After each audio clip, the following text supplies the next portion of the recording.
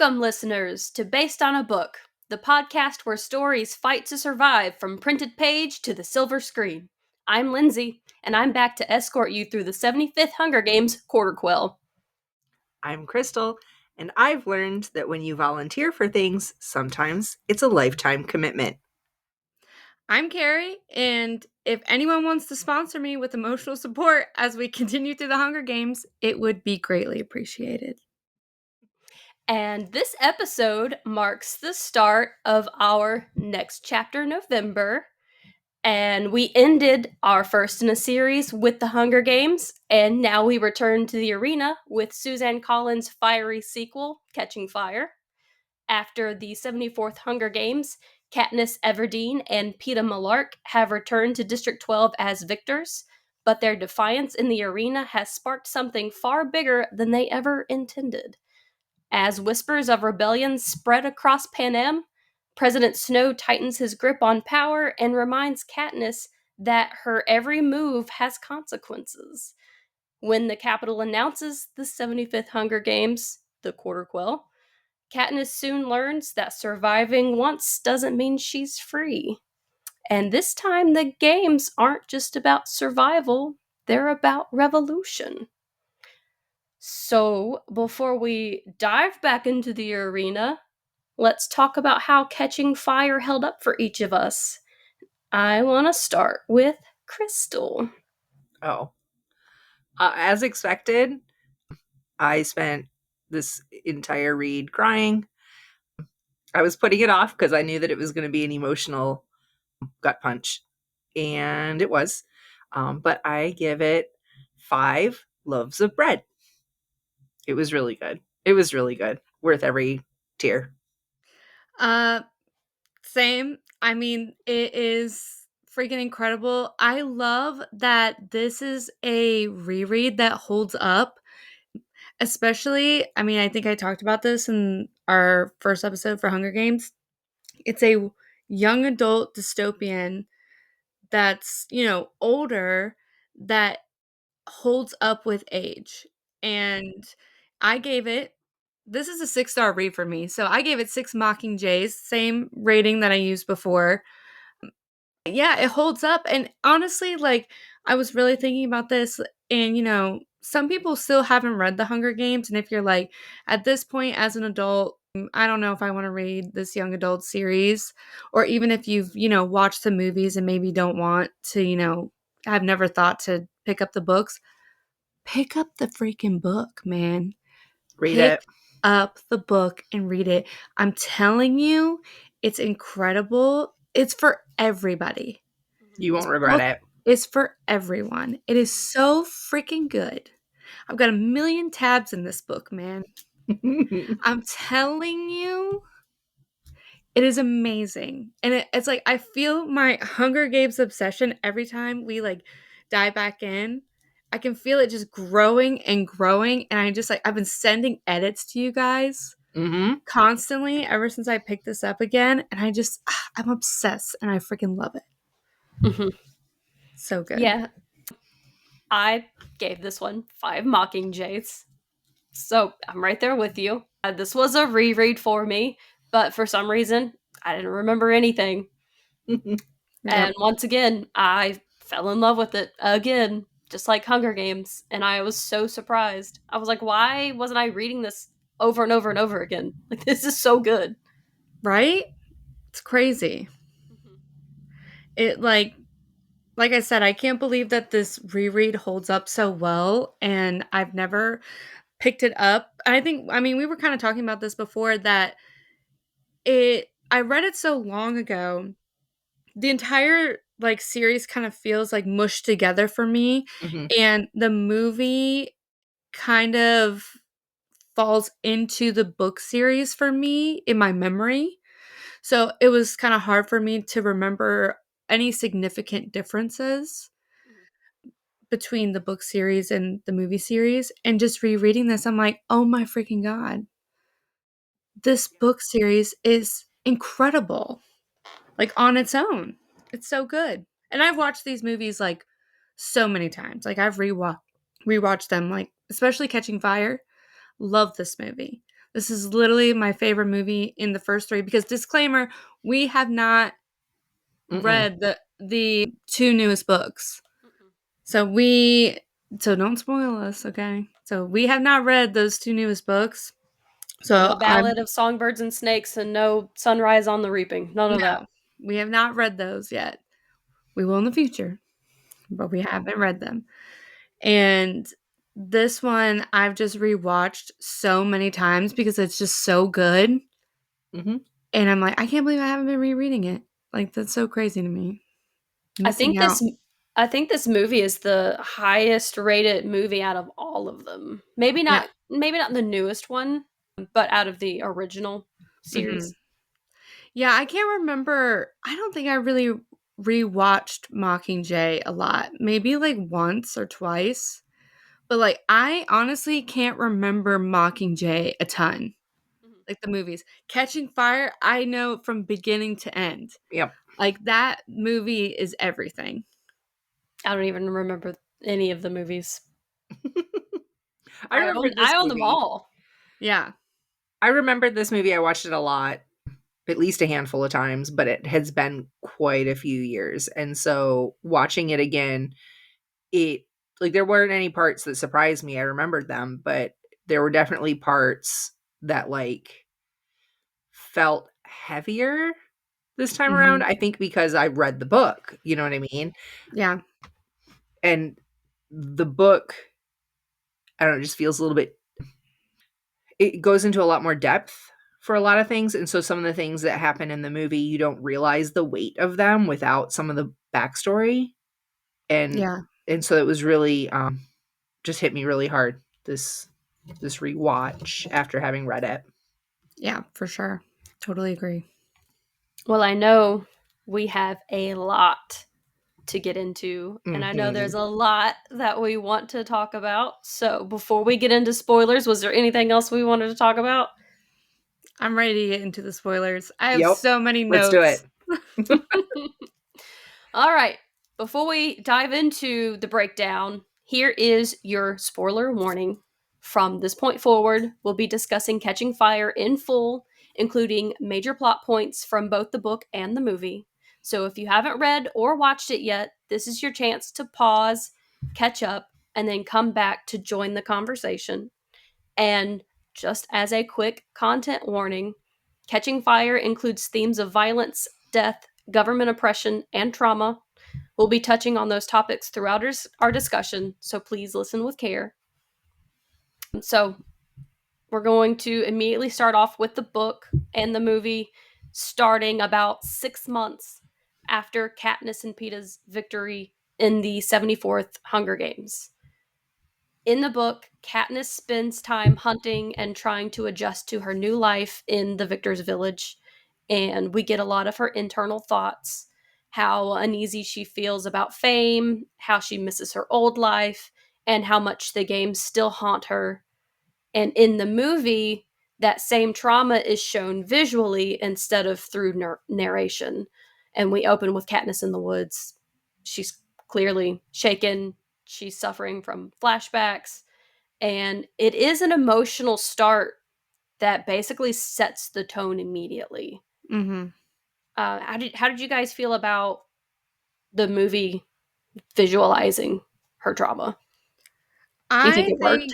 I think that it definitely worked. I think, something I've really noticed, and I kind of talked to you guys about this a little bit already, but I'm really noticing, and it's standing out more to me in this book. It already kind of was like touching on it more in Hunger Games, but it's really pushing it more in Catching Fire, where I'm not picturing Jennifer Lawrence as Katniss. Yeah. I'm not picturing her. And that's not to say that Jennifer Lawrence isn't doing an incredible job in Catching Fire. Like, I love these movies, and I think that they do such a great job in this adaptation. But it almost feels like two different people. Katniss is very different in the book. She's so much more innocent to the point where her trauma feels so much more heartbreaking in the book to me Mhm. because she feels so much younger. Mhm. Yeah. There's She a feels so much sweetness. younger. Yeah, there's like a Like that sweetness to it and an childlike innocence. innocence. Yep. Mhm. Yeah, there's like an innocence to her when all this trauma has had this terrible thing that she is going through that she should never be going through is happening to her, and she still has like this innocence to her, and the way that she's processing it Hmm. feels very innocent. Mhm. And the way that we're seeing it on the movie, the way that she's processing it feels more like an adult processing it, in my opinion. Yeah. And I think it's kind of shown like where she kind of feels like she's like the adult in her household. Yeah. I Hmm. think and when we see it on screen, I think that is like a major difference that I'm noticing, especially like even in the beginning, like right when we're starting off in the story. No, I agree. I feel like in the story we get a lot more of her, almost as though in her trauma she's reverting back to childhood, being more willing to rely on her mother, which she wasn't before, being more willing to seek out the comfort of the adults in her life, Greasy Say and even Gail, to kind of rely on people a little bit more than she had before. But in the movie we see her almost pulling away, being more Mhm. introverted, being, more withdrawn and More having more to take on that hyper, adult role. right, that hyper independence. It's almost like she just dives even further into it. And like you said, Jennifer Lawrence pulls off a Katniss really well. These movies are great, but I don't think it's the same Katniss that we see in the book. Yeah. What do you think, Lindsay? Yeah, kind of like what Carrie was saying. I didn't realize until I was reading Catching Fire that as I'm reading it, I'm not picturing Jennifer Lawrence, and it's not like you said she is embodying this character, but I am picturing someone younger. Hmm. Mhm. Much younger. Uh huh. And even though we know in the book that she's 16, 17 in these first two, Hmm. it feels like we're almost talking to like a 12, 13, 14 year old at times, because she, like her mom is saying that like you're too young to date anyone.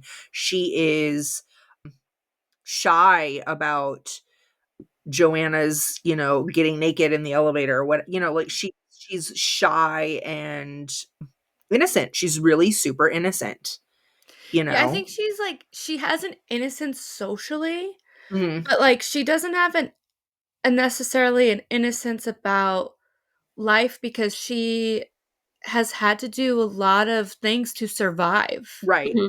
which it's just like an interesting dynamic. Mhm. Except give CPR because she doesn't know Right. what CPR is. Yeah. Sure didn't.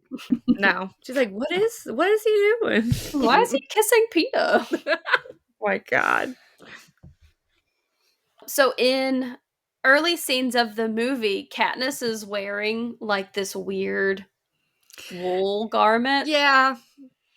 I want to say this is my theory. I want to say that's where they're trying to incorporate the almost subplot from the book where all of the victors are supposed to have this talent and Peta's painting and hers is designing clothing. Mhm. Right. I want to say this was her design Yeah. that she's wearing. I was Yeah. trying to, because it's like a one-armed thing too, like, Mhm.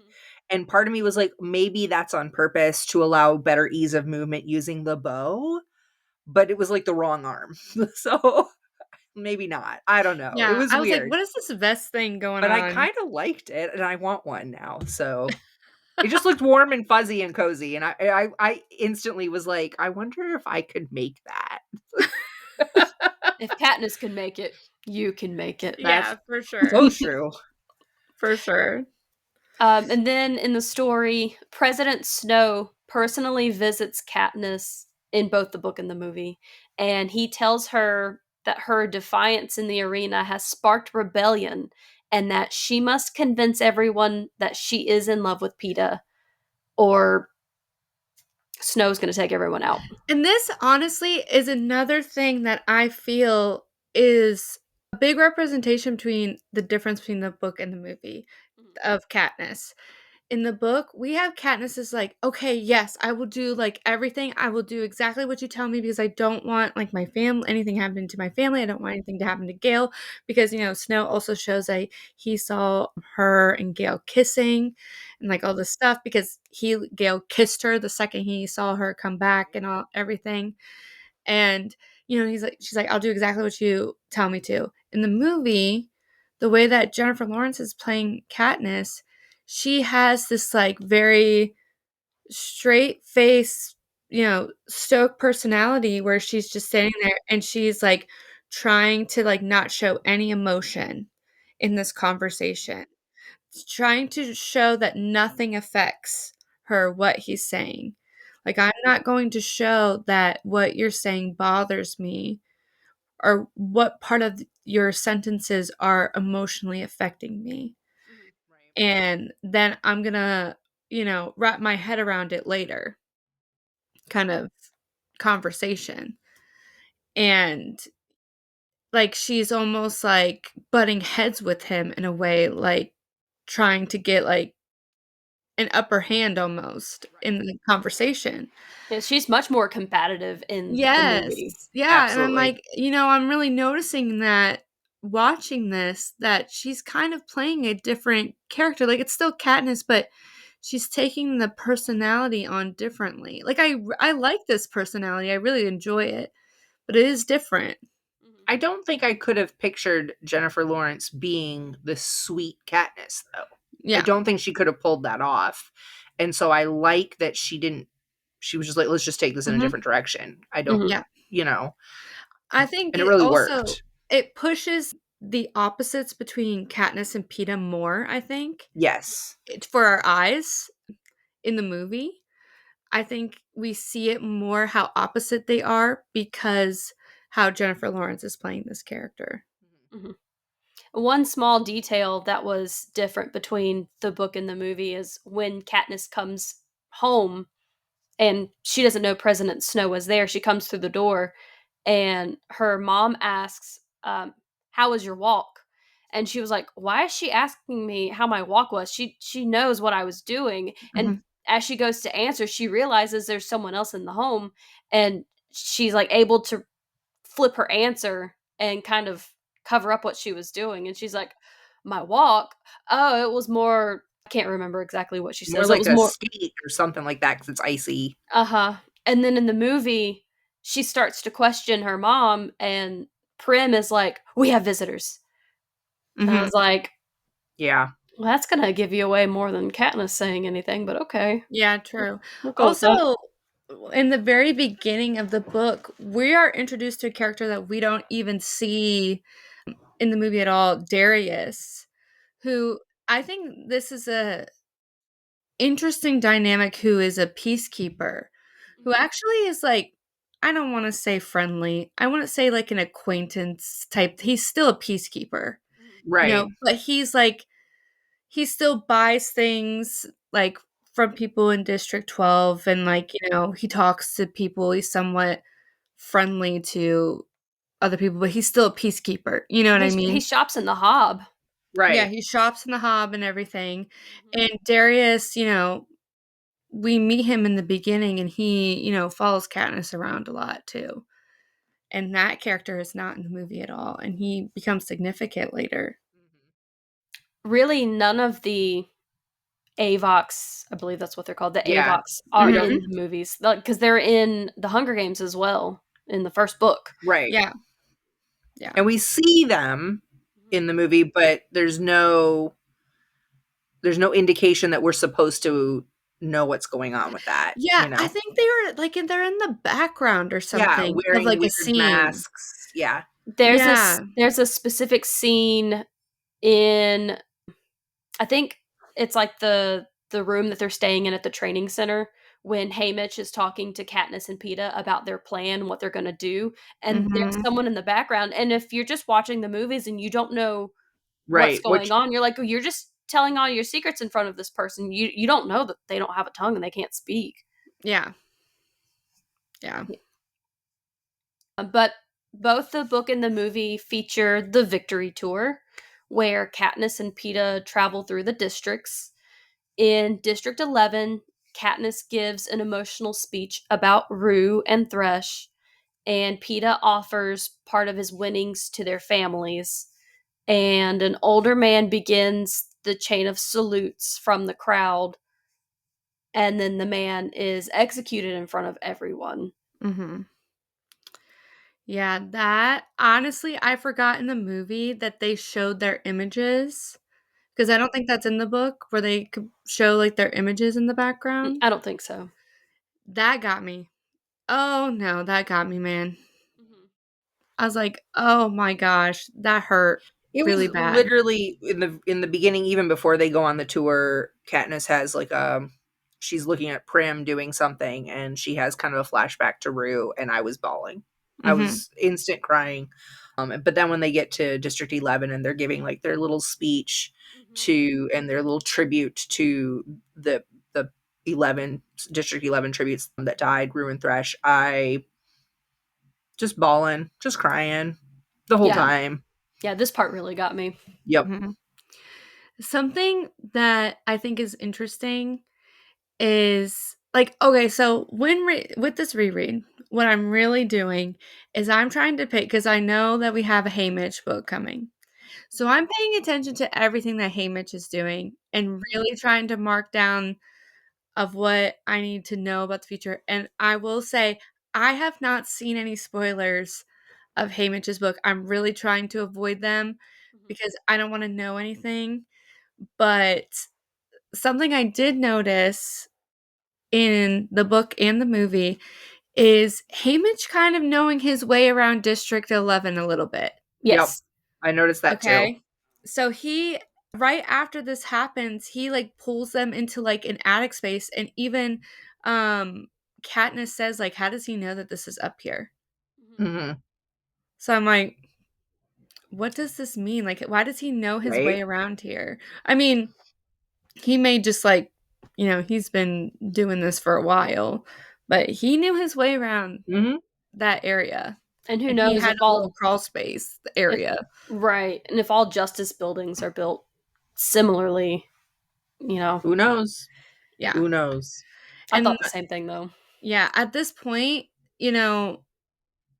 something like we saw Peeta and Katniss, like they were like kind of struggling because they were like kind of avoiding each other and like Katniss is having like this internal conflict about, her home in District 12 and then how she was in the games. And then they have this like moment together where he's like, I forget what he says. He goes, if you stop looking at me like I'm wounded, I can stop acting like it. Right. And so they have this moment of being like, okay, I'm not going to hold you to anything that you said in the games. And obviously, Peeta cares about her so much. And he's like, I just want us to move on and be friends so we can get through this. And he knows how much, she cares about Gale too. And she's having this internal conflict between Peeta and Gale, which don't even get me started on that. I can go on way too long about that, but I'll wait on it. I completely forgot to mention when maybe it wasn't at this part. I was thinking of when they reunite for the first time Right. on cameras. And they slip and fall and Mm-hmm. In the book, she runs to him and knocks him over. Mm-hmm. And in the movie, it looks more like they throw each other on the ground. Like it doesn't like a look wrestling passionate. move. Yeah. No. Yeah. It's John Cena. Yep. I just know because Josh Hutcherson and Jennifer Lawrence are like such good friends in real life and like they loved like working together during this movie. I just know they were probably like dying laughing at that. Absolutely. And they're both really big klutz. Yeah. So, like, I'm sure they were tripping and falling and That was kicking probably each real. other. Yeah. It could have been real. Love She it. probably just like threw him to the ground. Yep. Oh Yeah. my god. It's great. Love it. But then in both versions, Peeta proposes to Katniss publicly in hopes of convincing the capital that their love is real. And this actually hurt me. Okay, so this actually really hurt my soul because literally Hamish, like, so they make this decision to do that because Katniss tells them, Hamish and Peeta, that she's like, what Snow has said, that he's gonna like do all this stuff because she has to convince everyone that the And relationship with she's going to Peeta is need their real. help convincing everyone. Yeah, because this, like, a lot of people are trying to do an uprising right now because of her, so she needs to convince everyone that this relationship is real. And so she's like, why don't we get married then? And And she's then, all like, you would think he'd be happy. He's getting what he wants. yeah, and Peeta, like, he's like, yeah, sure, and walks away and he's upset. And Haymitch, like, has to tell her, like, he didn't want it like this. That hurt my soul. Yeah, that hurt. That broke my heart. And Josh Hutcherson in the movie does this so well, like when he marches off. So good. Yeah. Such a good part. Gosh, it really hurts me. Like, Peeta, I can't with Peeta. Like, Peeta really gets me in everything that he does. Like, man, he really does. Like, all of his actions, I can't. Like, it literally will bring me to tears. And it's not even so much about like their romantic relationship sometimes. It's just like their closeness through Yeah. their bond through trauma that just like freaking gets me. Yep. Oh my gosh. I can't. So after the victory tour, Katniss returns home to District 12, and things are darker, more dangerous. In the book, we get a new subplot where Katniss meets two refugees from District 8 who tell her about the failed uprising and the rumor that District 13 still exists. Okay. And This is when, because I wasn't sure if I had read this book or not. When, like, I kept thinking, I feel like I have. But when we got to this part, that's when I was like, I have not read this. I did not know this. And so I was really glad to have a little bit of an explanation, because I feel like in the movie, we don't find out about that until the absolute end of the movie. Mm-hmm. And it kind of comes as this shock. Like, wait, what? Where did that come from? Mm-hmm. And so knowing that this was already a rumor, Katniss had already kind of heard about it. And now she's actively looking for more clues that it might be there, that this might actually be happening. Because in the movie, Katniss is, although she knows that there's some uprisings happening, she seems to be incredibly ignorant of any sort of organized rebellion.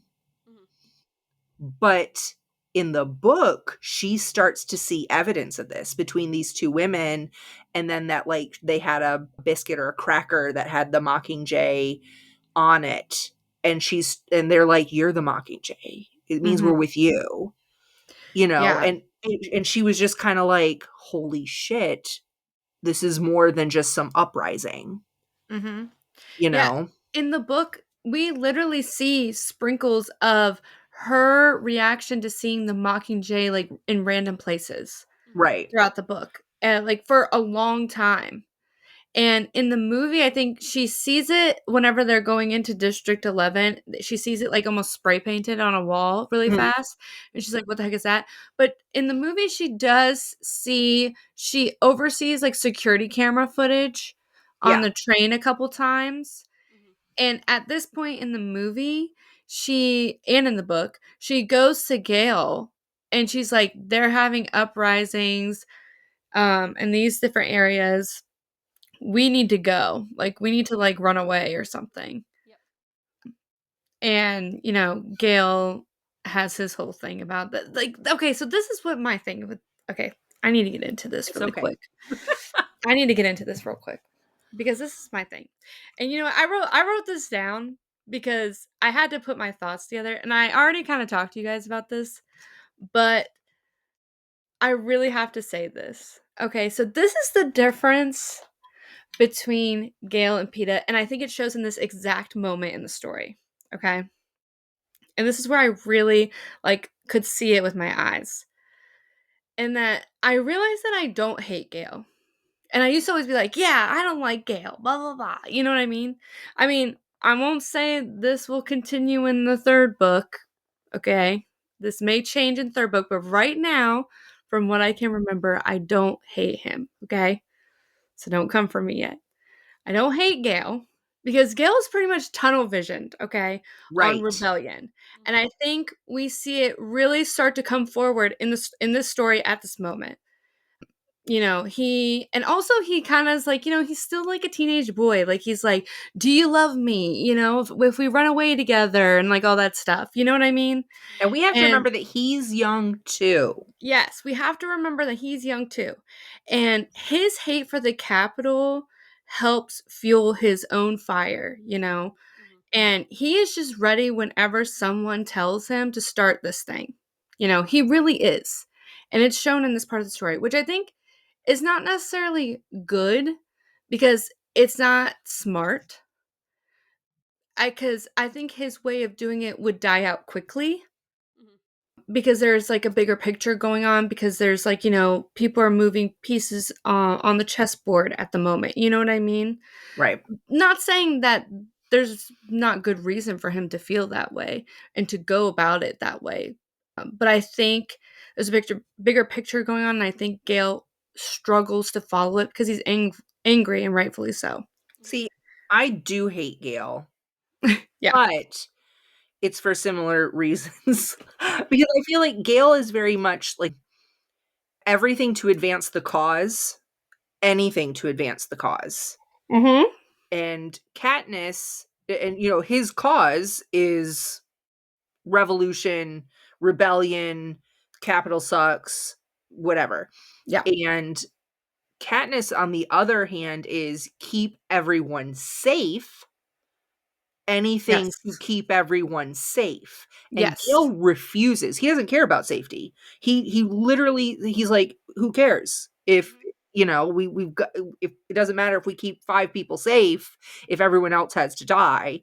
And Katniss is basically like, we need to at least save someone. Mm-hmm. Yeah. And that's why I think they're so different, because they're very similar in that stubborn kind of Yes. fight to survive way, but he's willing to put everyone at risk and she's not. Yeah. I think that if Katniss and Gale were to move forward together, Katniss dies in the end.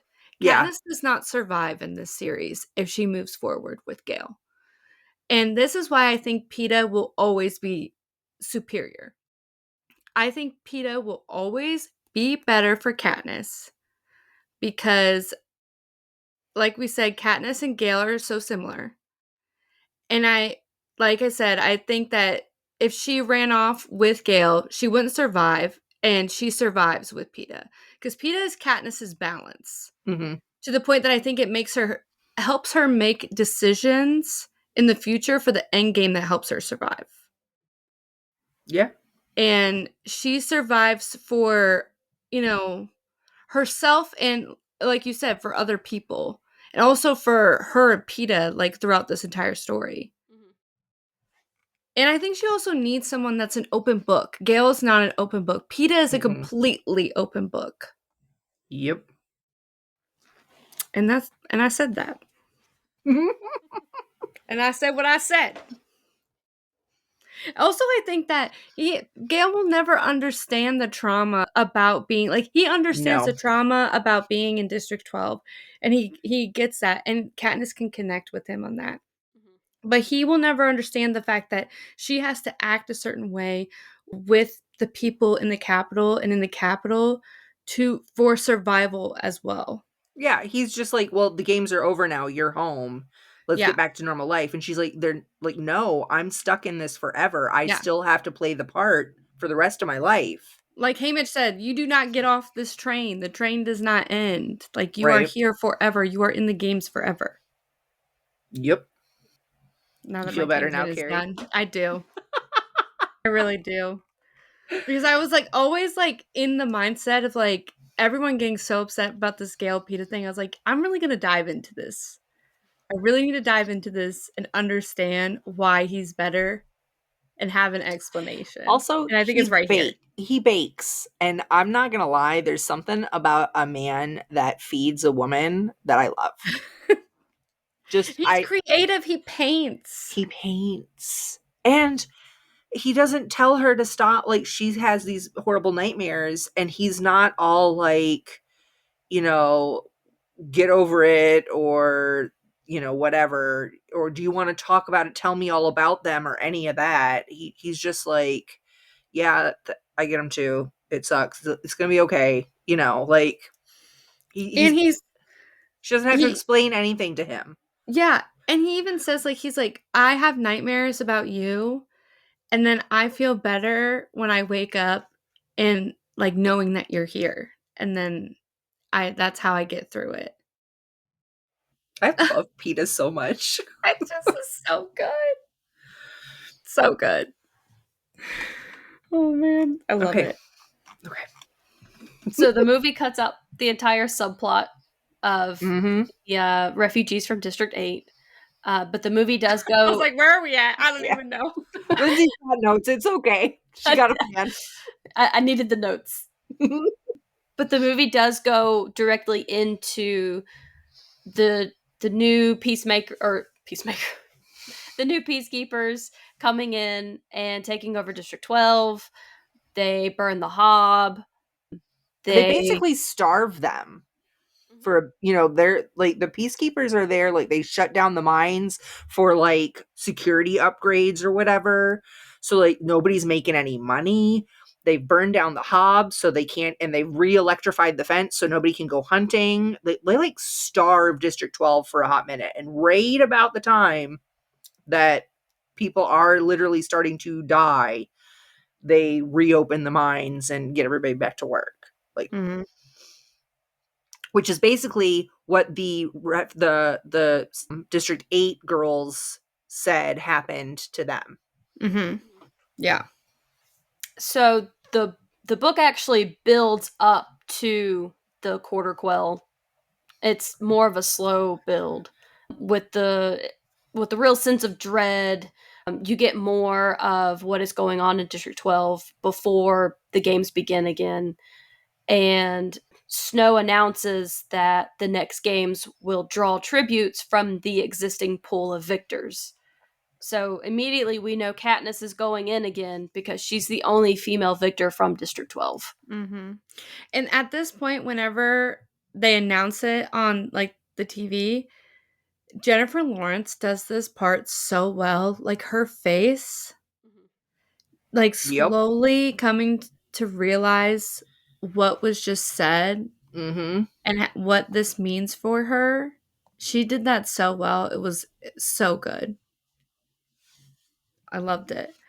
And then whenever, like, she comes to realize that, okay, so we need to save Peeta. Like, we need to save Peeta through this. And she goes to see Haymitch because this means Haymitch is going to be drawn between Haymitch and Peeta. And then I love this part where he's like, he came freaking 45 minutes ago. He came 45 minutes ago begging to save your life and make sure that we save you. And he goes, you could live 100 lifetimes and not deserve that boy. Period. Yep. You really could, Katniss. You really could. You could live 100 lifetimes and not deserve him because he would do anything.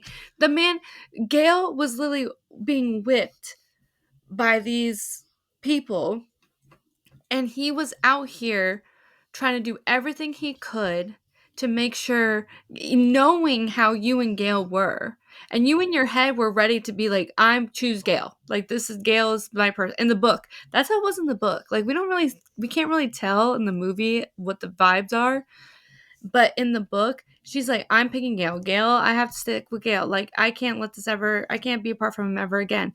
And, Peeta is like, whatever Katniss wants, I don't care. I just need to make sure that she's happy. Yep. Like, and let me tell you, I hate Katniss too. Because here's Katniss, I choose Gale, PETA, no matter what, this is fake between us. We're just doing this to survive. But also, will you hold me at night while I'm sleeping because I have these nightmares? And of course, PETA's going to say yes because PETA's a fucking saint. And she's all just like, there's nothing there for you, but hold me. Like, no, don't do that to him. That's not okay. So Poor for guy. real, she could live 100 lifetimes and not deserve him. And she knows it. She knows it. Mhm. That's why she's like, we have to save him. Yeah. He deserves it more than any of us. Yep. The book also describes the previous quarter quells. So the quarter quell happens every 25 years. So it happened on the 25th Hunger Games, the 50th Hunger Games, and of course now we have the 75th. And for the first quarter quell, district members had to vote on who would be selected as the tributes. And the second quarter quell had twice as many tributes, 2 boys and 2 girls from each district. And this is when it's revealed that Haymitch won the second quarter quell. Mm-hmm. Yeah, I was actually very surprised that we got an entire, basically, breakdown Mm-hmm. of Haymitch's games in Mhm. Catching Fire. Yeah. And I think that her name is Maisley, I think, Mhm. who was also selected with him. Yep. I think that she is going to be like super significant in his book. I'm pretty sure. I hope so. Well, I Yeah. also think Katniss's mom is going to be more significant too. Yeah. I think so. Yep. Yeah, because she knows her so Maisley. well. She was friends with Maisley. Yeah. Mhm. Yeah, I think that's interesting. I'm so excited for that. I am too. I'm terrified. I Yeah, know I'm gonna I- cry through the whole I thing. thought it was interesting also that like they knew that this was coming up. So they all decided in the book to like they weren't going to be drinking, they were going to start training, the 3 of them together. They start acting like the careers. The careers. Yeah. Mhm. And we don't get any of that in the movie. I feel like in the movie they almost made it sound like this quarter quell was a whole new idea, a new concept, but like they've done the quarter quells twice before. Yeah. And we're also led to believe that the original makers of the game planned each one of the quarter quells twists in Mhm. advance, but we know that probably ain't Yeah. true. No. At least not for this year's. No. Yeah, definitely not. But I really liked that we get to see that more behind the scenes of how the games were created Mhm. originally. And then I really like that here we have the 3 of them preparing for this, like, and they're making Haymitch not drink, and he's going along with it. Like, Mhm. Haymitch is even in on this, like, okay, we're gonna do whatever it takes. One of us is gonna survive. That's how Yeah. you know it's serious. For Yeah. real. One thing I didn't like about the book, and I liked more in the movie, was when they select the names. I That was is going to talk actually about so, this. yeah, that's so like in my brain. That part in the movie where, she really like Katniss really wants it to be Haymitch because she doesn't even want PETA in the games, Right. And so she knows that if PETA's name is drawn, because it's only 2 people for the guys, if PETA's name is drawn, she knows Haymitch is going to volunteer. And so she's really hoping that's going to be the case. And then it's not. And it's much more dramatic in the movie. I So that think PETA has Elizabeth to volunteer. Banks plays Effie so well in this Mhm. moment, because we get a little bit more in the books that Effie is a little bit more of a tender heart than she lets on, and Katniss is a little bit kinder to Effie, I think, in the book than she is in the movie right up to this point. But in the movie, Elizabeth Banks really, you can see she's struggling with having to draw and announce these names. She knows she's having to do it. You can see, and she plays it so well because she's also the face of the Capitol for this moment, and she has her part to play as well. Yeah. She has to, be that Capitol representative. So Yeah. when she's doing this, she's still also trying not to bring down the wrath of President Snow on herself. You know, she doesn't know that President Snow has threatened them, but she knows better, you know? And I just think she does this part so well that I'm tearing up as she's tearing up, you know? It was really well done. Yeah, for sure. And in the movie, she's very gung ho. We're a team. We're doing this together. Did you ever notice that their last names, the first letter of their last name, spells team?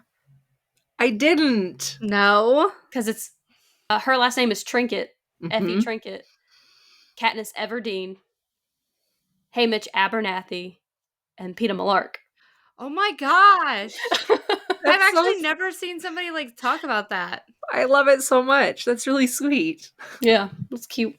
I think this is the part too where she does the whole I want us to have gold medallions as a team. Mm-hmm. And I hate that Peeta's locket that he gets doesn't have the Mockingjay on it like it does in the book.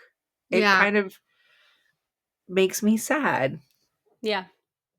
I was Yeah. really confused when I saw it in the movie. I was like, wait a minute. That Like, ain't what is right. It's not a Mockingjay. Not at Yeah. all. But in both versions, the book and the movie, once they're back in the whole Hunger Games, they have to do their interviews and everything. Katniss must wear a wedding gown for her interview, and Cinna secretly designs it to transform into the Mockingjay dress with the Mhm. feathers and everything. Can I say something that I saw? I saw someone say a hot take, and I think I kind of agree about it. Okay. It's maybe a little controversial. Uh-oh. I will say that I really like Cinna as a character, and just I really like him a lot. But people say that, you know, Cinna kind of uses Katniss a lot, just like, everybody else does. And I really noticed it a lot in this book. And I was like, I was thinking this too. Really uses Katniss just as much Mhm. as, everyone else does Yep. for this uprising. Yep. Like, just as much as everybody else. Like, he is a little sneaky snake Yep. and really uses this 16, 17-year-old. Yeah, she had no idea that dress Or, was going to yeah, transform, and she knew what it would mean the minute it yeah. did. She was like, "Aw, crap." Yeah, and, You know? risks his own life, but does risk this girl's life too in the Yep. process. I'd never Using thought her. about it until you said that, but he does make the comment about how he uses design is his form of art, and he uses it so it only hurts him. He totally hurt Katniss too. Yep. Yeah, you are risking her life, her family's life, Yep. by doing this in the process for what you think is the greater good. I Well, get and all that. of those outfits that he puts her in, even for like the chariot ride in book 1, like these are all to make political statements. He's making political statements with another human being the Mhm. whole time. Again, And and not she has no telling her idea. about it. Yeah, And not telling without her her about it. consent at all. Yeah. I never thought He's about kind it. of a jerk. Yeah. I honestly was thinking about that. Honestly, during this round, I was like, Cinna, Mhm. he's kind of just as, I do like Cinna, and I think he does care about Katniss a lot, but I think it's just up there, same level of his, his own priorities. Right. Like a different version of Gale. Oh, Mhm. Absolutely. and They're all they're they're all gonna come playing for us. Katniss. They are. We're done for. Just This in is the the sense beginning of that the it's end. everything for the revolution, everything for the rebellion. Yep. Yeah, And and forget everybody no else. one's telling her. And no one's telling her because she's being watched, she's being scrutinized by, And the they're big afraid she'll bad. slip up, Yeah. you know. So I don't that's why know. they don't tell her, But but but before she does the whole transformation thing, they're still acting like careers in the book, and they have like researched all the other tributes. Mhm. Right? They watched all their videos from their games. They watched the interviews. They know their strengths and weaknesses. They know their names. And they've had a chance to meet a lot of them at the training center. And so they're looking for allies. And we start to learn about the other tributes.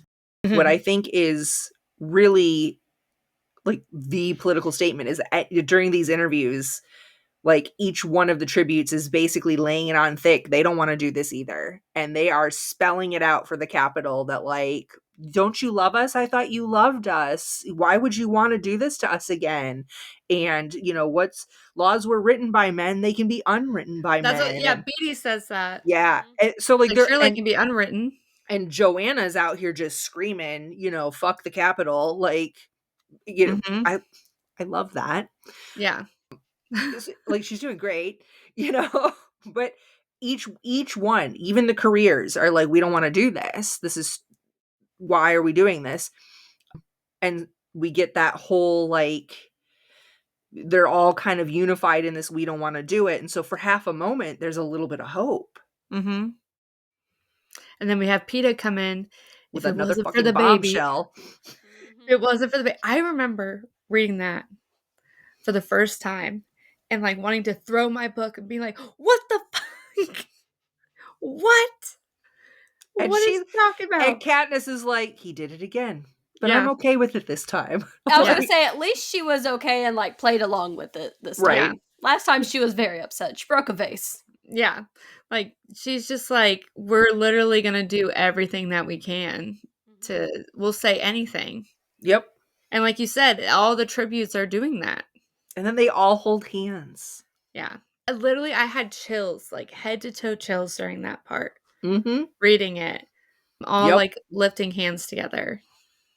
And then the Capitol goes wild. Yeah. Because they don't really want to do. lose their tributes either. You Yeah. know, they're realizing that like, oh, wait, this is kind of shitty. Maybe we don't want to do that. Yeah. I think it's kind of insane that in the book, we don't even get to the games until 30%, like 30% of the end. So like 70% Yeah. in. There's so much lead up and so much backstory that we don't get in the movie. In the movie, it hits at 50%. We get to the games. A lot more games in the movie. I also wanted to mention Donald Sutherland, who plays President Snow, was also in a movie with Jenna Malone, who plays Johanna Mason, and they were father and daughter in Pride and Prejudice. Pride and Prejudice. Yes. So it's interesting to see their dynamic. Well, I know they weren't really like in scenes together, but to see them in this it was kind of funny because I forgot they were in Pride and Prejudice together. Yeah. That's true. But yeah, we get into the games, and well, we didn't even talk about the training scores and what happened in training. Oh yeah. I mean, they are just like, you know, Katniss and Peter are just like, fuck you, Katniss and basically. PETA. Yeah. Yeah. Because we have a new game maker, right? Plutarch. Heavensby. Yeah, he's the new game maker, which something I hate that they left out of the movie. I hate that they left this out. So they have like a whole little ball to celebrate the engagement, right? And Plutarch is there. He's the new game maker, and he asks to dance with Katniss. And when they dance, he shows a watch, okay, that has the Mockingjay on it. And I swear he's showing the watch to indicate also the games being a clock. Yep. And so, but he's also showing a Mockingjay. So he like is kind of trying to tell unifying. her. Yeah. That they're together, like, hey. But like she also doesn't kind of put it together. And this is before she meets the District 8 refugees. So she didn't realize that this was like some sort of symbol. Yeah. This was before she was going into the games again. This is before they've announced what the Quarter Quell is, or they don't know who the tributes are going to be. So this is just Plutarch just like, hey, I'm showing you this. And she has no idea what the significance is. Yeah. Yeah. I thought that I was mad that wasn't in the movie. I was honestly expecting to see it because that wasn't like a detail I was paying attention to. And then that wasn't in it at all. And I was like, oh, wow, like that's crazy. It was sad about that. I think it's to make the plot twist more significant, maybe at the end, Yeah, and not I so guess. obvious. Maybe I don't know. Yeah. Also, don't know how I feel about so when they're doing their one-on-ones with in the training center to get their scores. Peeta goes in before Katniss, and when Katniss comes in, she has no idea what he's done. They're already covering up what he did in the training ring. So then she does what she does and then goes back and they're discussing it together. And that's when she finds out that Peeta painted the picture of Rue the way Katniss like honored her when she Yeah. died. And I liked that in the book she had no idea what he did, and then what her reaction was so similar to Peeta Right. without her knowing that. Yeah. And then you also got the opportunity for Peeta to explain what he did to Katniss, and I felt like that was more emotional between the two. I don't know. Yeah. I also agree. think that we don't know that Peeta paints in this movie. Like in the book, he talks about like he's an excellent painter, that this is his hobby, this is his skill that he has been working on since the games, and that he loves color and that he loves, you know, painting, and he's painted a ton of pictures of her and the games and his nightmares, and we don't know that in the movie. We just, it's kind of hinted that like, oh, he kind of can, like he's not bad at it, you know. The only painting that we know is whenever he was hiding in those rocks. Right. In the first movie. And that he can do the cakes at the bakery, that's it, you know. Like, how did he do that? How did they do that? How did he paint himself that way in the middle of the arena like this? I need to know. And there's a lot of mud honestly, out there. how did he paint that entire picture of Rue in 10 minutes? Right. That's Bob my Ross next in it, I question. guess. Just Yeah. like Yeah, It was really good. it was. A lot of detail. For real. It really was. That's why I was confused. So with their scores, they both get 12s, which they're the only tributes to ever get 12s. And that's not shown in the movie. Mm-mm. Mm-mm. Yeah. No, but that puts a target on him. Yep. And then once the games begin, both the book and the movie follow similar events. The poisonous fog, the mutt attacks, the discovery that the arena is a clock. It's obviously a lot more faster paced in the movie than in the book. And I think I was Mags. Yeah, I was gonna say Mag's sacrifice did happen like mid fog sequence, as opposed to like at the very end of the fog time frame. Super super sad in the movie. I can't and the book. believe also in the book that I noticed about that scene is that Katniss actually carries Mags for like a significant amount of time during that scene. Like Finnick is carrying Peeta and she's carrying Mags.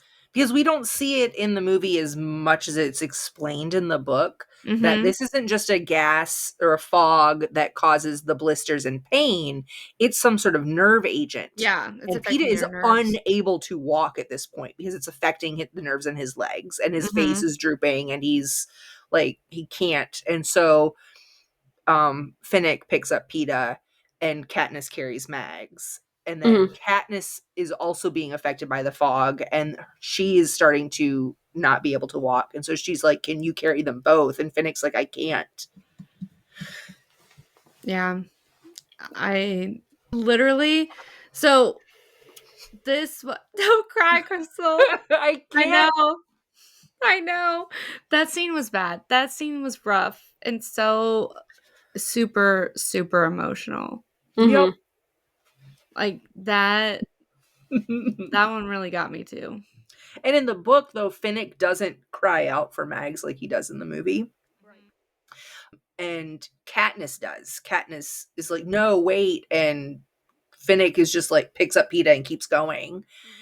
And Katniss runs after because they hear the cannon. They know that Mags is gone. There's nothing, and so she keeps running too. And she's messed up about it. And Finnick is internalizing it. And then later on is basically like, I'm going to go do something. And just goes to have his time to process that on his own. Something I really love in the games is like near the beginning. This is before that happens to Mags. Is whenever Peeta hits the force field walking and he like dies for a second, the CPR thing happens when Katniss doesn't know what they're doing, thinks they're kissing. Or that Finnick is about to kill him or something. Because Katniss doesn't want to have any type of alliance with anybody, but Finnick, has like the band that Haymitch originally had on his hand. So he's like, Haymitch it was making alliances with people without her having any knowledge of it. And so that happens, and she freaks out, and she literally is like crying, sobbing, and then Peeta, takes a breath, and his heart is beating again. And Finnick is like looking at her like weird. Like they even say it in the book and it's shown in the movie, looking at them strangely. And I think that is when Finnick realizes that their relationship is real. Like it's not actually 100% fake. Like it's actually a real relationship between them and how they care for each other. And I think he realizes for the bigger picture of whatever he has planned of keeping them alive, he knows that he needs to keep Peeta alive. Yeah. In order to get Katniss to do what he needs Katniss to do. I really think that just like in that one scene, seeing it in his eyes and then what she describes him looking like, I think that is almost like you can see Finnick's thought process there. I also like this scene in the movie because it's kind of a plot hole because Peeta does die. His heart does stop. Right. And we never hear the cannon. And the cannon should have gone off immediately. But in the movie, it shows that the game makers are watching them and they're watching Finnick try to revive him. So I'm guessing they're giving him the opportunity to make his heart beat again. I think that was Plutarch's doing. Probably. I think he was like, no, it's fine. Just wait. Right. And it's a lot more obvious in the movie than it is in the book. Because in the book, we know he dies. Mm-hmm. And we're like, okay, where's the cannon? So we at least got to see kind of like behind the scenes. Yeah. Can you imagine in the book if you were like you heard a cannon go off whenever that happened? Like right. I would be devastated reading that for the first time. I'm like, oh my gosh, no, this can't be happening right now. No. That would be horrible. We also in the book though, Finnick and Peeta both constantly are saying things like for the baby and you must be tired because of the baby. You need to rest for the baby. And we don't get that in the movie. In the movie, it's almost as if like the whole world knows that you were just, that was just a Hail Mary pass. It wasn't real. But in the book, they're still trying to play that up. Yeah. They're still actively working that angle. Yeah. They forgot about it in the movie. Right? Yeah, I think they're doing it to get sponsors. Exactly. Yeah. Because they realize they still need the capital sympathy. Yeah. Yeah. So in the book and the movie, we mentioned that Katniss was trying to make allies, and she wanted to make allies with some of the weaker tributes. So she does befriend Beta and Wyrus. And I love those two. love them so much. Yep. But they're in the movie, they are saved by Johanna. And this is at this point they have met up on the beach and they're trying to work out a plan. So I don't remember when Beetee starts to carry around this spool of wire. I think he had it the entire He got time it from the because he got it from cornucopia. he got it from the cornucopia because it was left there for him. And he Right. got stabbed in In the the back back. attempting to get this wire, and that's when Which obviously was a lot worse in the book than in the Yeah. movie. Because he was, like, dying in the book. Yeah, in the movie, he was just like, "Yeah, I got an owie." Yeah. Yeah. Basically. Okay, Also but just wait. didn't expect the spool to be so big. I didn't either. Yeah. I kind of, like, had a large spool of thread Yeah. in my mind, you know? Like, I don't know. I know that was heavy to be Right. carrying that around. That was Okay, but definitely heavy. I have to talk about it because this one hit me harder than I expected it to. The Morphling's death. Oh, yeah. When Mhm. she sacrifices herself for PETA, Mhm. and, like, we never knew her name other than she was the Morphling, addicted, you know, like, one of the tributes that was had been, dealing with her trauma by self-medicating, and she dies, and PETA's holding her hand. Katniss and PETA stay with her while she dies, and PETA starts talking about I'm gonna cry again, starts talking about the colors Mhm. of the sunset, and, as she's fading. And again, this is one of those moments where, like, PETA shows, and even Katniss, because she stays too, that she's way more compassionate than President Snow wants anybody to see. Mhm. And we see this woman who sacrificed herself for PETA's sake. We don't, and he's like, I don't even know her name. And she, again, these, you know, somebody who addicts are, like, in our society the lowest of the low for the most part, but they have so much value, and she literally saves his life. And I have a soft spot for, you know, anybody who's struggling with addiction. It just really hit me hard to watch this person die nameless, Mhm. because we never know her name, Mhm. you know.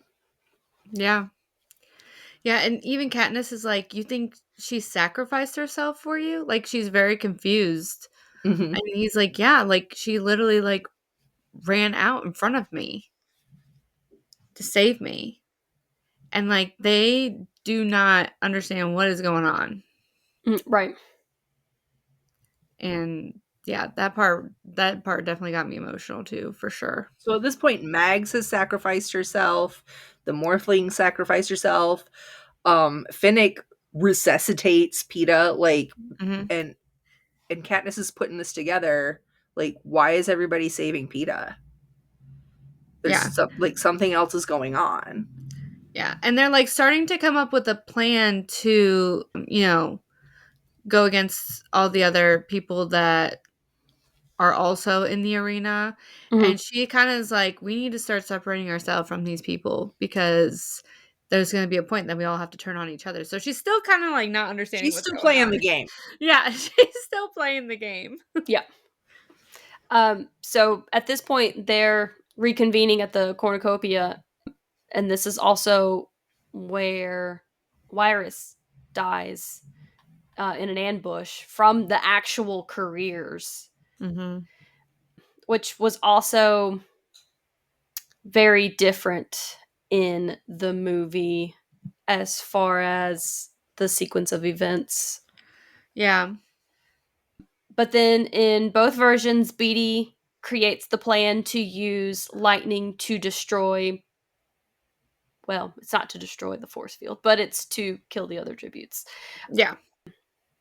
And But the also book, to destroy the force field, right, right, because and he started to, right? He did. I'm gonna need you guys to clarify that because I was confused. it's not the way that he explained the plan to Katniss, Katniss. Mhm. right? But he did have that spear thing going, so he was Yes, gonna destroy. Okay, he stabbed the field with the spear, and that's what shot him back. So when Katniss runs back in the book, it doesn't explain it, but when Katniss runs back, he's on the ground. He's mostly unconscious. He's mumbling. It doesn't explain that he hit the force field with the spear, and you see that in the movie. You actually Mhm. see him do it in the movie. Yeah. okay. So he was gonna take down the force field. Yes. That was his goal. Because I Yes. was very confused. I was like, Katniss is trying to piece it all together, and I was too at that point. I was lost. And this is the point where in the book, Katniss reminds herself of what Haymitch said before, is remember who the true enemy is. And in the movie, it's Finnick who reminds her. Mm-hmm. Whenever they're making the plan, I have to go to this point because this is literally one of my favorite scenes in Catching Fire. Okay. Whenever they're making the plan and the Jabberjays come in and they start yelling and they're mimicking voices of like the people that she knows, like Prim, Gale, her mother, and she runs out to them and follows them because she's like, what is Prim doing here? Mm-hmm. And she runs after them, and then Finnick follows her because he hears a woman named Annie, who we find out was another person from his district that was supposed to be pulled, but Mags volunteered for her spot. And they both run out there and realize that they're Jabberjays. Jabberjays are... They were used like during the rebellion to, I guess, like send messages or something Spy on the to rebels. spy on the rebels, but then they were like flipped back against them, against the Capitol. Yep. But so they're using them against Katniss and Finnick, and so they realize what's happening and they try to run back to Peeta, Joanna, and everybody, and they hit a force field, like not really a force field that could kill them, but like that's blocking them of that section of the clock, basically. And this part literally freaking kills me. And I actually go back and rewatch this scene whenever I just want to freaking feel something. I look up this scene when I want to feel something because I love the scene so much. And it's even better in the book because in the movie it kind of feels like it goes by really fast. But if you listen to what he says, she hits the force field and Peeta's like on the other side trying to calm her down and tell her everything's fine, like they're just Jabberjays, they're just It's not real. it's not real. And he like has his forehead to the thing and she's like covering her ears screaming, and if you hear him, he says, it's done, the hour's up. The hour, it was happening for an hour, that he was sitting there head against the force field waiting for it to be done with her as she's like screaming for it to be done. And then after the hour's up, he like holds her and like carries her to the beach in the book because she's so like distraught over, she just was hearing her loved one screaming at her. Well, she was also like clenched and she was in a ball. She's holding her hands over her ears and her muscles are just like, tired. Destroyed. And Peeta's like literally not leaving her side, and he's just sitting there on the other side waiting for it to be done. Doesn't care about anything else, doesn't care about careers or whatever about to come. He does not care. He's going to sit here till it's done. It kills me, gets me. Freaking I love that man. I love that man. That was the only scene I remembered from the book and the movie. Yeah. I don't remember anything else. That. I've watched that so many times because I freaking love that scene. That scene is so good. Ugh, love it. So Katniss does use Beedy's wire to shoot an arrow into the force field and destroy the force field. There's a big explosion. It knocks her unconscious. We have no idea where Peeta is at this point. But after the explosion, Katniss wakes up and she's on a hovercraft. And she's headed to District 13 with Finnick, Beedy, Haymitch, and Plutarch. Because they were all like, we find out that half of these tributes were in on this. And you know what? Something else I don't like. I don't like that in the movie we didn't get like the sponsors that they were like sending things to were actually indications of, when to start. Right. What move. time?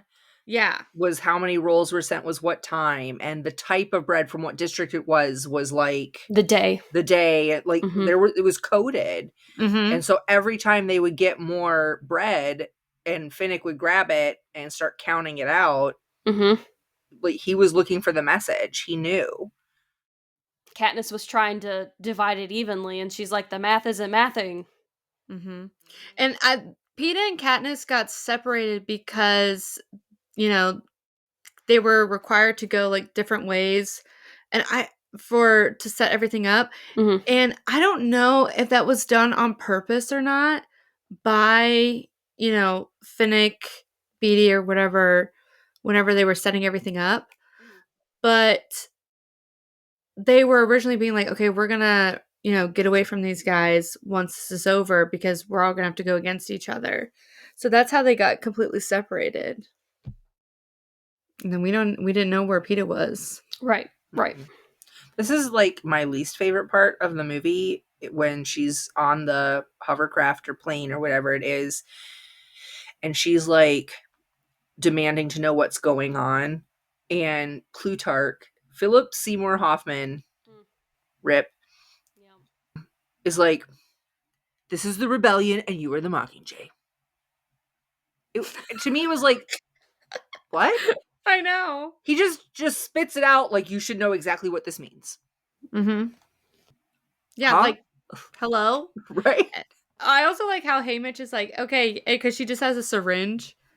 And he's like, yeah, okay, it's going to be you and the syringe against the Capitol. Okay. This is why no one lets you make the plan. Yeah, that's why no one tells you anything. I love Haymitch. I He's know. got the best lines. I just really can't wait for his story, and I am terrified of his story. Yeah. And this like whole ending sequence, way better in the book, in my Way opinion. better in the book. Oh, it is way better. And it even goes into Katniss, where she's waking up and then knocks herself unconscious by hitting her head on the table. That, you guys, literally, I was shook to my core because I know how that whole ending is in the movie. Mm-hmm. And then I'm reading this in the book, and her reaction to the fact we find out PETA has been taken by the Capitol. They couldn't get PETA out of there. And also we find out Joanna has also been taken by the Capitol. Mm-hmm. And so she finds out because the whole purpose, she's like, you hate to Haymitch, we made a deal. We were supposed to save PETA, and he just got taken by the Capitol. And she goes freaking feral. And she's just like throwing things, literally attacking Haymitch. And the movie smacks him across the face. And they're like holding her down to the table, pinning her arms down. And she just starts slamming her head into the table out of just like anger. And I was like, I cannot believe this. This is insane. I can't believe that I'm reading this right now. Like this, that made me start crying bad. Mm-hmm. So once Katniss wakes up again after she's found out about PETA, there's Gale. And Gale gets to break the news that District 12 has been destroyed. He managed to save Prim and her mother, but District We don't 12 know itself, who else. right? Yeah. It's very like a kind of Twilight, like Breaking Dawn. Or no, it's the end of, is it the end of Breaking Dawn part 1 where she's like turns into a vampire and she like opens her eyes and that's how it ends. That's how it feels like at the end of this movie, where it's like just zoomed in on her eyes and she's like processing that there's no more District 12 and then it just ends. Mm-hmm. That's how it feels like. And now Honestly, you guys are going to make me wait forever to read the next one. I don't like that. I know. I can't wait to read the next one. Stuff. I can't wait to read the next one because honestly, like I know I keep saying that about the first one, the second one, that I kind of don't remember things. The third one, I really don't remember anything. I don't remember anything. I remember one thing. Yeah, true. Okay. One thing. Actually, no, I remember 2 things. 2 major things. Other than that, I don't remember anything. I've never read it. I know this for sure. Okay. Well, I'm going to read it now. This might be a little more difficult than I expected. But what's our final verdict? Oh, book. Yeah, I'm going to say book for sure. I love the movie. I'm not going to say that the movie is bad. I love the movie. I will rewatch the movie probably soon. But the book is better. I agree. The movie has its moments, but I think overall the book is better. Mm-hmm. Yeah, definitely not a bad adaptation at all by any means. And I can honestly like just feel and sense that we like the bookish community and just like production companies in general are just like their mouths are watering for an adaptation that's like popular like this. Mhm. Like they are just grasping for like a dystopian or a fantasy series that's going to make it like this and be popular like this. And I'm really curious the next one that we're going to see. I was honestly hoping it was going to be like Shadow and Bone or something, but we know how that went. Don't we, though? Yeah. I mean, I want to see like a movie, like a really well done movie, like not a TV series, even though you get to do more in a TV series, but like we just saw this, it could do a decent amount and just enough, in my opinion. So I really want to see that happen again. And I think it can be done. And I'm curious if it will be done soon because there's a lot of good ones out there that are in talks. And it's about time. Yeah, it's about damn time.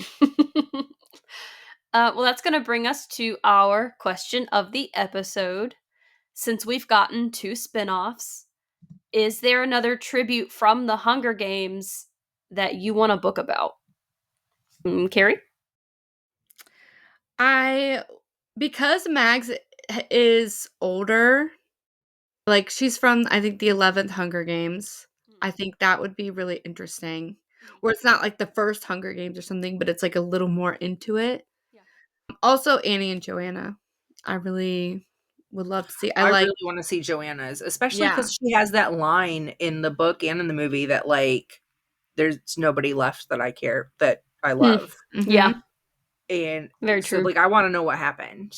Yeah, I think in Joanna, like they said in the book that she had a thing where she was like pretending to like that she didn't know anything, and then all of a sudden she was able to just go off.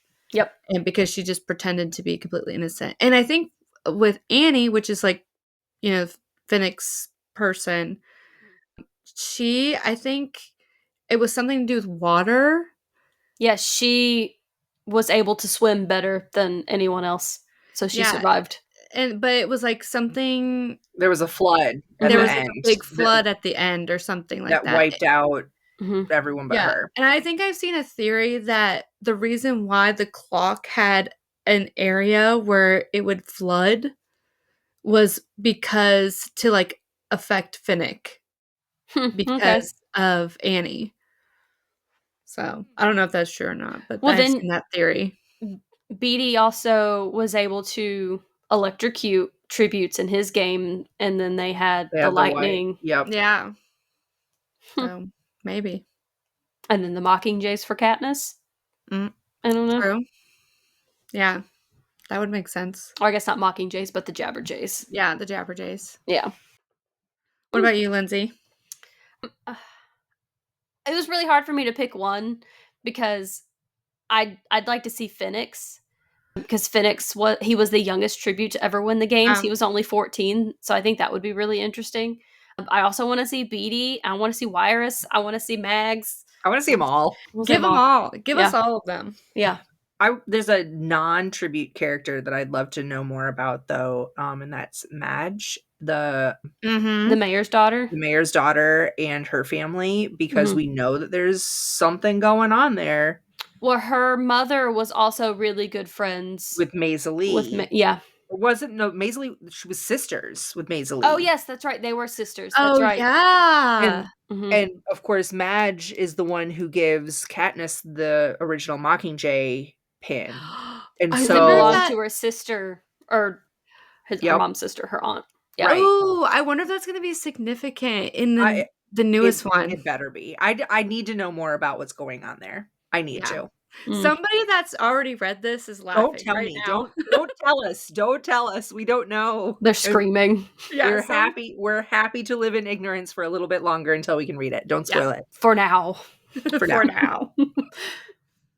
All right. Well, once again, we find ourselves leaving Panem for now. Catching Fire proved that sequels can raise the stakes without losing the heart of the story. Whether you prefer the emotional depth of Suzanne Collins' writing or the stunning visuals of the film, one thing's for sure, this is where the spark became a revolution. and we want to hear your thoughts. So, what did you think of Catching Fire? Drop your ratings, your favorite moments, or the scenes you wish had made it into the film over on our socials. And if you want to read Catching Fire or any of the books we cover on the show, check out Libro FM. When you buy audiobooks through Libro FM, you support your favorite local bookstore, and you get to keep your books forever with no subscriptions required. Up next in our November theme is Crystal's take on The Subtle Knife by Philip Pullman. So she'll be taking us to an entirely different world. Mm-hmm. Yeah, many of them.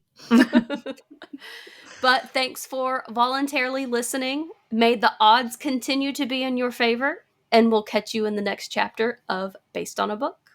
Bye. Bye. Bye.